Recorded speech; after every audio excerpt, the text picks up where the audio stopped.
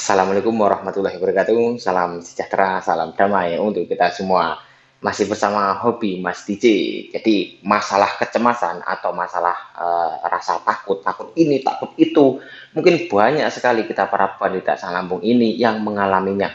Nah, saya rasa ini hampir semua. Nah, jadi mengapa sih bisa seperti itu? Hal apa saja yang kita takutkan ini? Simak videonya dengan baik-baik. Saya akan menceritakan apa yang saya takutkan dulu. Tapi sebelumnya yang belum subscribe, pastikan Anda sudah subscribe dan di like videonya karena itu dapat membantu perkembangan channel ini supaya lebih luas lagi, lebih banyak lagi yang tahu dan insya Allah menjadi jalan kesembuhan untuk kita semua. Siapapun Anda, tidak peduli agama, suku, bangsa, negara, kita sama. Saya juga dulu pejuang asam lambung dan saya di pihak Anda. Nah, ketakutan yang saya alami dulu, pertama, saya takut dengan hal-hal yang unik, hal-hal yang aneh. Jadi ketika malam hari mendengar suara burung, saya takut. Terus mendengar suara apa, mungkin ada suara tikus, klotak-klotak di malam hari, saya takut. Nah, terus kemudian ketakutan yang lain itu adalah takut memiliki penyakit yang berat. Jadi saya dulu sebetulnya sempat tidak percaya bahwa saya terkena asam lambung. Jadi saya pikir penyakit saya ini bukan asam lambung. Kalau asam lambung itu biasanya kan hanya di lambung saja. Nah, saya berpikir seperti itu. Ini kok yang saya rasakan kok sampai kemana-mana. Saya takut ini, takut itu. Wah, rasanya nggak karu-karuan. Nah, untuk saudaraku, untuk memastikan yang belum memeriksakan diri ke dokter, silahkan Anda periksakan diri dulu supaya sudah jelas. Ketika Anda sudah jelas didiagnosa oleh dokter, Anda memiliki penyakit asam lambung, ya insya Allah apa-apa yang Anda takutkan itu ya berasal dari penyakit kita. Nah, tinggal kita memperbaikinya.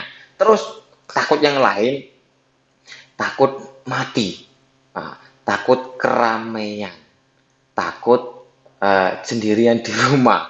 Jadi di tempat ramai takut, di tempat sepi ya takut.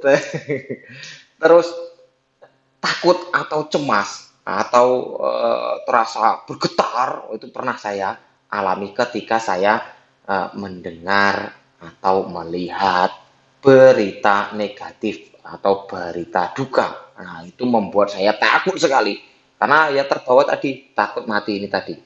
Nah, terus ketakut yang lain, takut keluar rumah. Nah, boro-boro mau bepergian keluar rumah saja saya dulu takut. Termasuk ya takut bepergian, takut pergi jauh ya takut. Nanti kalau ada apa-apa di jalan gimana? Terus takut pingsan karena ketika di tempat yang agak jauh dari rumah, wah nanti kalau saya pingsan di sana gimana? Kalau tahu-tahu nafas saya berhenti di sana gimana? Wah, ini membuat saya tambah minder. Terus saya takut berinteraksi, ngobrol sama kawan saya takut. Ya gimana nggak takut? Ketika enak-enak ngobrol, tahu-tahu sering sekali terasa nafas ngos-ngosan, nafas tersengal-sengal, nafas pendek, perut tahu-tahu tidak nyaman. Nah, ini sering saya alami. Nah, mungkin untuk saudaraku yang memiliki profesi sebagai guru, ini biasanya pun yang mengalami hal seperti itu. Jadi ketika kita berbicara agak panjang seperti saya ini nafas kayak seperti tarik nafas itu tidak plong. Terus menakutkan masa depan. Nah, saya dulu memiliki anak satu, masih kecil.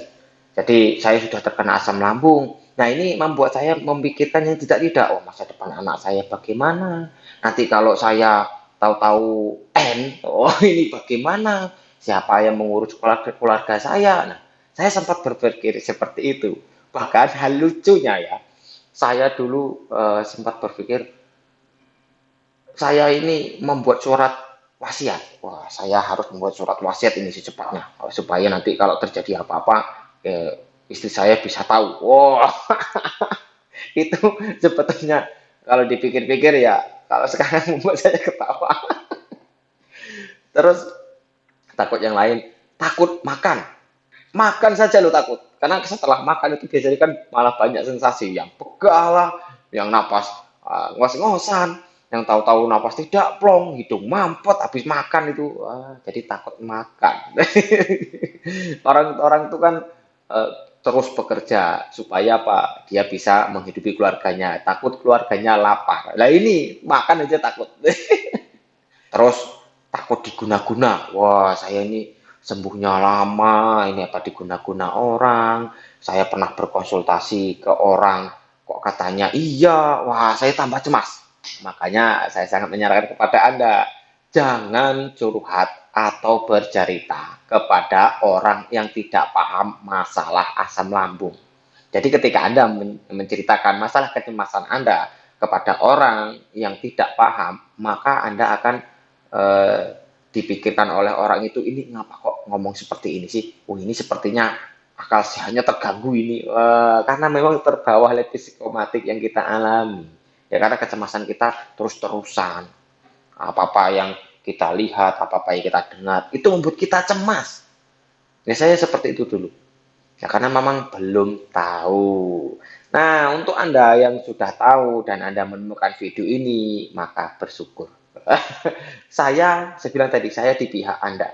Saya tahu apa yang Anda rasakan itu saya tahu. Saya sudah pernah mengalami. Terus ketakutan yang paling awet itu adalah masalah kematian. Jadi apa-apa yang kita rasakan, apa-apa yang kita dengar, apa-apa yang kita lihat, ini sering sekali disangkut pautkan dengan kematian. Nah, contoh begini, saya dulu pernah mendapatkan rezeki uang itu agak banyak. Saya kan orangnya pedagang ini ceritanya. Jadi saya mendapatkan uang pada hari itu agak banyak. Tetapi pikiran saya malah negatif. Ini apa uang terakhir yang saya dapat? Kok dapat uang kok biasanya nggak segini? Kok ini dapatnya banyak? Wah, mau ada apa ini? Wah, dapat uang saja loh, cemas. Apalagi nggak punya uang. Ya memang seperti itu. Itulah namanya proses. Ya, ketika kita sudah paham ya insya Allah tidak lagi cemas. Terus tanda-tandanya ketika rasa takut ini sudah mulai hilang ini apa Mas Diki? Saya ini sudah bisa mengendalikan tapi belum sepenuhnya, baru sedikit-sedikit. Nah, jadi pertama, ketika kita merenung, duduk diam sambil kita mengingat-ingat kecemasan kita, itu kita bisa menertawakannya.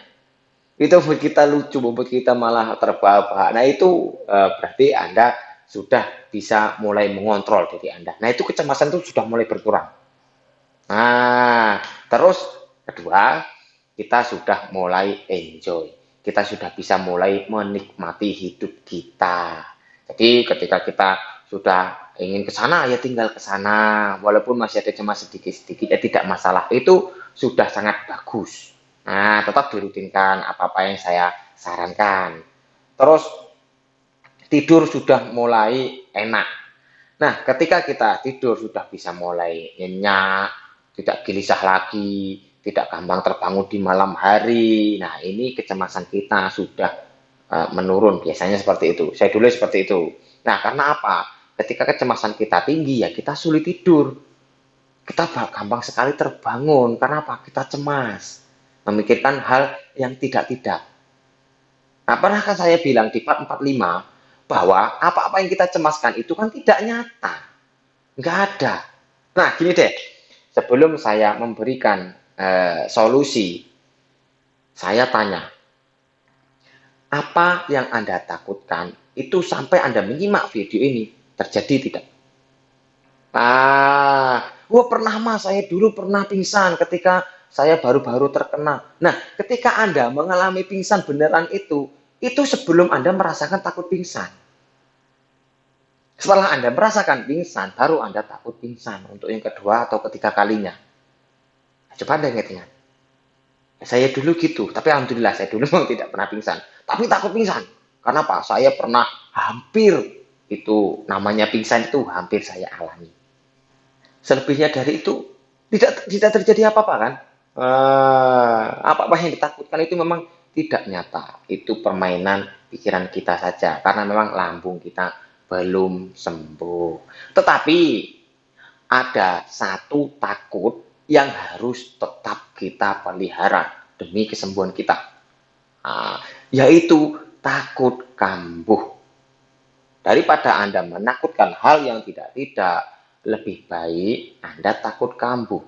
Dengan Anda memiliki rasa takut kambuh, maka Anda akan lebih bersemangat mempelajari apa-apa yang perlu Anda lakukan setiap hari demi kesembuhan Anda. Supaya apa? Tidak kambuh. Karena kata kuncinya kan sudah pernah saya bilang, semakin kita jarang kambuh, maka kita akan semakin cepat sembuh. Sebaik apapun Anda mengontrol pikiran Anda, sudah menerapkan semua pola, tetapi kita kurang bergerak, maka kecemasan itu sedikit-sedikit datang lagi. Kekambuhan pun bisa datang lagi. Nah, bisa Anda buktikan. Nah, terus solusinya untuk ketika kecemasan itu datang, ini solusi singkatnya untuk jangka panjangnya nanti. Ketika tahu-tahu cemas itu datang, ingatlah kata saya bahwa apa-apa yang Anda cemaskan itu tidak nyata, itu tidak ada. Itu hanya efek dari sensasi asam lambung yang belum sembuh. Karena apa? Apa yang Anda takutkan dengan yang saya takutkan, ini kan mirip-mirip toh. Mungkin banyak yang sama. Loh kok bisa? Ya kan apa? Kita sama, kita mempunyai penyakit asam lambung. Nah, paham ya? Terus kedua, simak video dari hobi Mas DJ. Video-video saya ini Anda simak, Anda pahami. Itu selain bisa menurunkan kecemasan kita, Anda juga akan mendapatkan wawasan, mendapatkan ilmu. Nah, supaya apa? Ketika kita paham, ya insya Allah kesembuhan itu akan cepat datang. Semakin Anda paham dengan diri Anda, maka Anda akan semakin tahu apa yang harus Anda lakukan untuk diri Anda. Dengan cara apa? Menyimak video-video dari hobi Mas DJ. Insya Allah itu menjadi jalan kesembuhan untuk Anda. Terus, ketiga, membaca kitab suci Anda masing-masing. Jadi, bagi yang beragama Muslim, cepat-cepat wudhu dan mengaji. Itu cepat sekali menenangkan pikiran. Nah, bagi Anda yang non-Muslim, silahkan baca kitab suci Anda masing-masing. Nah, saya yakin itu pun menenangkan bagi Anda.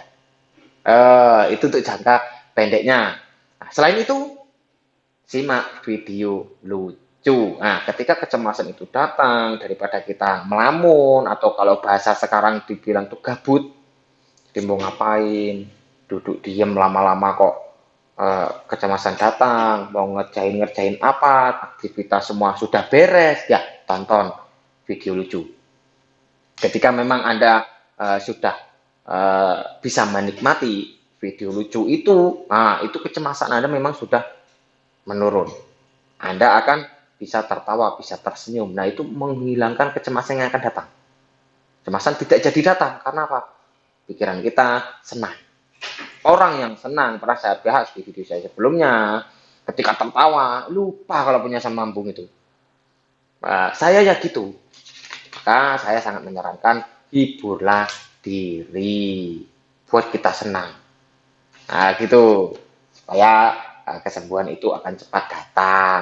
Jangan kita bersedih terus, memikirkan penyakit. Aduh, nggak sembuh-sembuh ini. Apa sih ini solusinya? Obatnya apa sih? Herbalnya apa sih? Anda malah nggak sembuh-sembuh. Jadi kita hanya perlu paham, mau tidak mau, kita harus mempelajari diri kita. Kenapa ya? Demi diri kita sendiri. Terus solusi singkat yang lain ketika kecemasan itu datang, berpikirlah atau ingat-ingatlah apa yang menonjol di diri Anda. Apa yang membuat Anda itu merasa hebat. Tetapi ingat, itu hanya untuk menghilangkan kecemasan, bukan untuk sombong. Contohnya gini, saya dulu ketika saya pernah di keramaian, terus tahu-tahu tidak nyaman, goyang-goyang, pokoknya kelingan mendadak, kembung mendadak, sesak mendadak. Saya berpikir, saya laki-laki. Saya tidak mau pingsan di sembarangan tempat. Saya berpikir seperti itu. Saya ini kuat.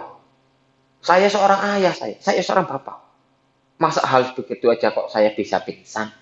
Saya berpikir seperti itu. Saya harus menguatkan diri saya. Nah, itu ketika kecemasan datang mendadak. Nah, selain hal-hal yang saya sebutkan tadi, jika dengan cara-cara yang saya sebutkan ini tadi belum juga efektif untuk Anda, minumlah penurun asam lambung. Karena sudah saya bilang, di video-video saya sebelum-sebelumnya pun sering sekali saya bilang, kecemasan kita itu berasal dari lambung. Ketika lambung kita itu nyaman, ya pikiran kita akan enak. Nah, apakah orang lain juga pernah Mas DJ merasakan hal yang tidak nyaman di tempat keramaian? Ya orang normal ya pernah merasakannya. Ketika memang ada sesuatu yang membuat dia gelisah. Contohnya, di tempat keramaian ingin buang air kecil tetapi tidak ada toilet. Nah, gelisah nggak kira-kira? Ah, itu baru buang air kecil loh. Itu ya sama, cuman kita kan yang kita gelisahkan itu perut. Lambung kita memang rasanya nggak nyaman. Jadi ketika rasa cemas itu sulit dikendalikan, minum penurun asam lambung. Sendawakan, minum air putih yang banyak. Nah, insya Allah akan terus mereda. Nah, untuk jangka panjangnya, supaya kecemasan ini terus mereda, dan ketika walaupun toh kecemasan itu masih datang, itu bisa menekan, bisa memperingan kecemasan yang datang. Pertama, tetap fokus ke lambung. Nah, pernah saya bilang tadi, kecemasan kita kan sama. Ya, karena kita sama-sama punya penyakit asam lambung. Jadi, tetap fokus ke lambung. Tetap rutinkan saran-saran saya disesuaikan dengan kondisi Anda masing-masing. Ya, jangan telat makan, jangan sampai kambuh, dijaga makanan. Ingat, dijaga makanan, bukan mantang makanan. Dijaga. Jadi, apa-apa yang kita makan itu ketika kita sudah tahu mana yang nyaman, mana yang enggak, ya itu sudah kita perhitungkan duluan pasti. Oh saya makan ini saya nyaman, oh saya makan ini saya tidak. Ya sudah kan, enak kan, pilih yang enak-enak saja di lambung. Banyak sekali makanan yang enak di lambung.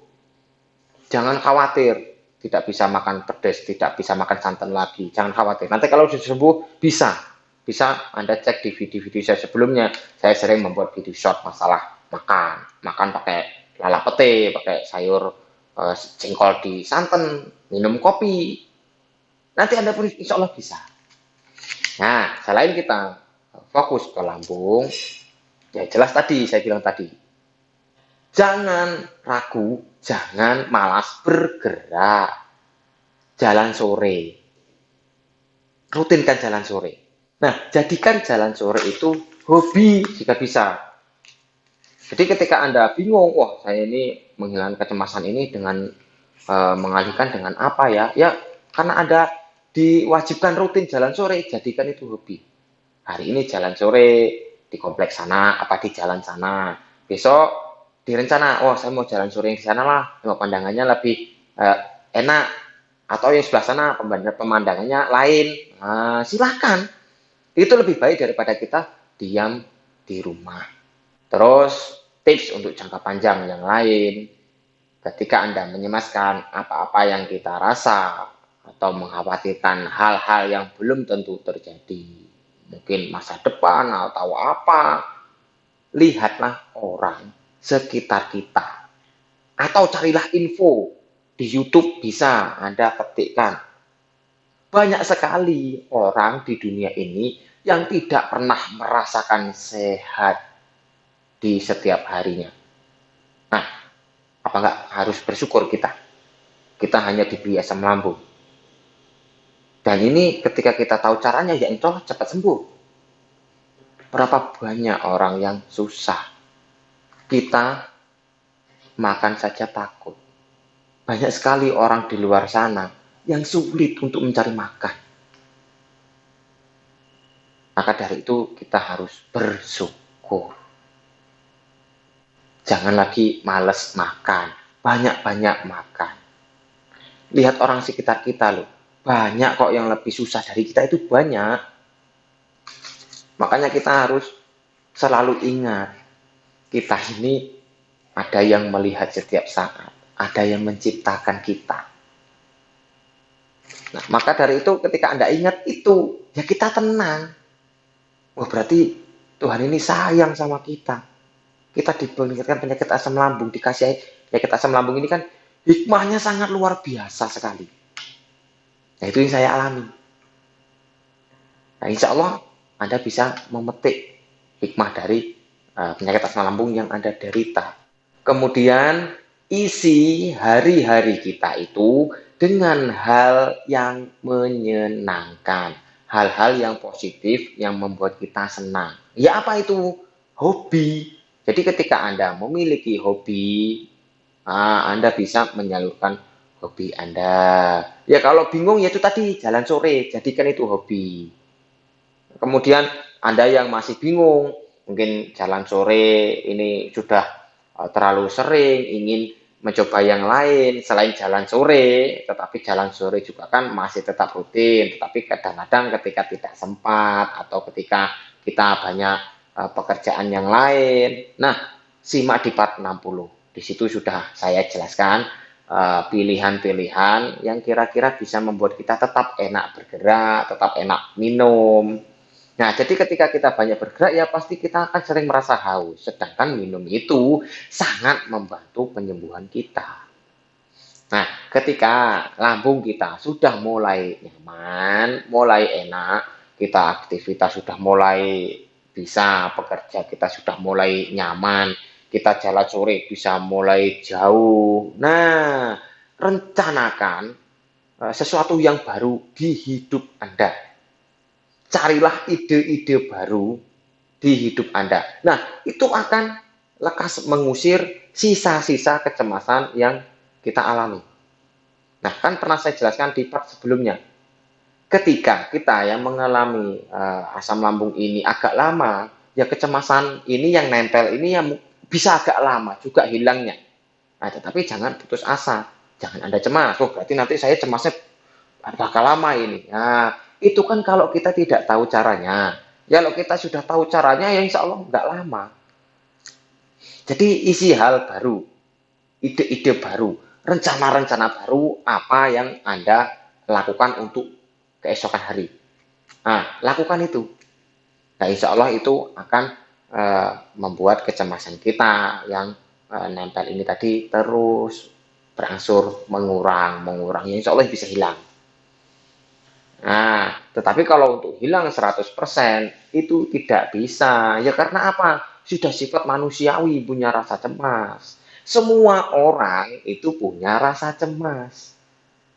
Bedanya kepada kita, cemas yang kita cemaskan itu berlebihan. Hal-hal yang tidak penting itu kita cemaskan. Nah, di situ saja bedanya. Nah, jadi ketika Anda tidak mempunyai rasa takut sama sekali, tidak mempunyai rasa cemas sekali, sama sekali, ya takabur namanya. Anda lupa sama Tuhan nanti kalau tidak punya rasa takut sama sekali. Nah, paham ya? Jadi untuk apa kita mencemaskan hal yang tidak. Kemudian jangan lagi baperan. Jangan lagi kita mudah tersinggung. Jangan lagi kita mudah emosi. Nah, jadi intinya hindarilah masalah. Jadi sepanjang hari-hari Anda dalam jangka panjang ini, kita harus selalu menghindari namanya masalah. Supaya apa? Tidak menambah beban pikiran kita. Sudah kita cemas gara-gara asam lambung kita, ditambah-tambah dengan ketika kita ada masalah. Nah, ini bisa membuat kita bertambah kecemasan kita. Dan kita bisa kambuh. Tataplah masa depan. Nah, bisa masa depan Anda sendiri, masa depan keluarga Anda, masa depan anak-anak kita. Nah, lebih baik kita memikirkan itu. Jadi supaya anak saya nanti bisa sekolah yang tinggi, ya saya harus giat bekerja untuk membiayai anak saya. Gitu. Nah, ketika kita sudah mulai mempunyai banyak rencana dan kita lakukan rencana itu, ya kecemasan kita akan lari. Kecemasan berlebih itu akan hilang. Nah, terus dorong dengan doa, bersedekah, membantu orang. Nah, itu insya Allah mempercepat, memudahkan kita menemukan jalan kesembuhan. Jadi banyak sekali cara-cara bersedekah ini. Contohnya gini, Saya kan menyarankan tuh video sebelumnya, ketika kita sudah mulai enakan bisa beraktivitas di luar rumah, olahraga. Misalnya ketika kita bermain atau kita olahraga ringan, nah, banyak kawan, bawa makanan sedikit-sedikit atau bawa minum yang banyak kita bagi-bagi, nggak apa-apa. Itu namanya sedekah. Karena apa? Kalau kita memakai uang, biasanya orang tersinggung. Ya kalau sedekah 10.000 ya tersinggung lah orang. Oh sedikit betul, oh, kirain saya ini apaan kasih uang kok 10.000. Tetapi beda cerita dengan makanan atau minuman. Nah itu membuat mereka senang. Nah kita kita pun akan lega ketika kita melakukan itu. Contoh yang lain, ketika kita belanja di warung misal, membeli apa? Membeli makanan apa?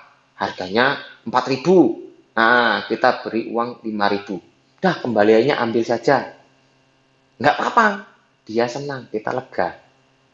Beda dengan tahu-tahu kita datang nih, saya kasih duit 5.000, saya sedekah. Wah, kan nggak enak. Kecuali banyak. Gitu ya. Jadi simpel saja sebetulnya. Cara-cara yang saya sarankan itu kan cara-cara desa yang menurut saya cara-cara paling gampang. Siapapun kita itu bisa melakukannya. Nah, kalau misalkan harus orang pintar yang bisa sembuh, bagaimana dengan orang-orang desa, orang-orang kampung seperti saya yang mungkin tidak bisa menemukan namanya YouTube, HP saja loh, mungkin HP kentang, belum Android, tidak bisa nonton YouTube, tapi mereka bisa sembuh. Nah, apakah Anda yakin bahwa orang yang seperti saya hidup di kampung di pedesaan itu bakal tidak terkena asam lambung? Nah, kan tidak. Namanya penyakit ya, semua orang mempunyai potensi itu. Paham ya? Jadi untuk saudaraku, saya harap Anda itu lekas sembuh. Bagi Anda yang mengikuti channel Hobi Mas DJ, saya sangat mengharapkan Anda itu bisa benar-benar sembuh tanpa kambuh-kambuh. Jika ada salah ucap, salah kata, saya mohon maaf. Jika ada benarnya, itu datangnya dari Yang Kuasa untuk Anda. Mudah-mudahan Anda semua lekas sembuh berjamaah. Saya kira assalamualaikum warahmatullahi wabarakatuh. Salam damai.